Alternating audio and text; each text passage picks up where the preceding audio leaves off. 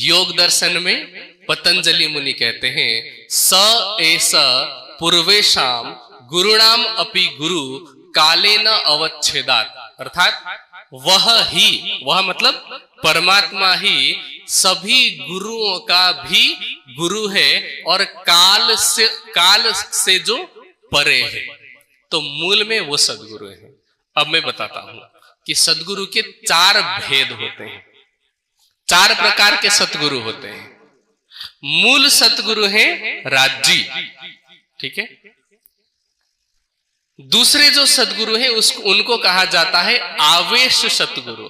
ये बहुत ध्यान रखने की बात है, क्योंकि श्री देवचंद्र जी को भी सतगुरु कहते हैं, सदगुरु धनी श्री देवचंद्र जी, और श्री प्राणनाथ जी को भी सतगुरु कहते हैं, है ना।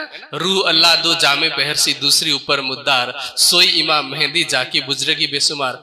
तो प्राणनाथ जी भी सतगुरु हैं और श्री देवचंद्र जी भी सतगुरु हैं, लेकिन उनको कहा जाता है आवेश सतगुरु। अर्थात राज्य का आवेश उन 2 तनों में बैठ करके लीला किया, उनको भी सतगुरु कहा जाता है। उनमें और मूल स्वरूप राज्य की सेवा में कोई फर्क नहीं है, ठीक है। इस तरह से 2 हो गए। तीसरे जो सतगुरु हैं उनको हम जोश स्वरूप सतगुरु कह सकते हैं। कैसे? जैसे छठे दिन की लीला में, छठा दिन कौन सा है? जो अब चल रहा है।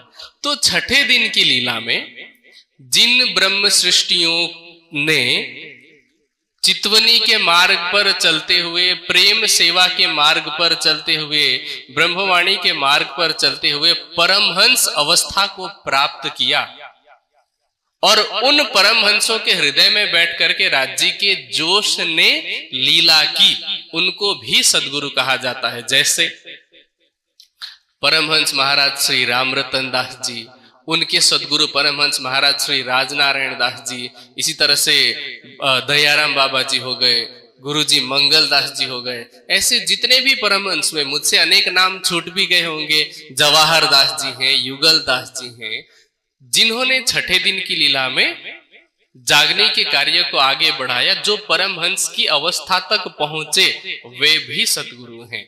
और क्योंकि वो ब्रह्म सृष्टि है ना, ये हो गई ब्रह्म सृष्टि, जागृत ब्रह्म सृष्टि जो दूसरों को जगा रही है, ठीक है।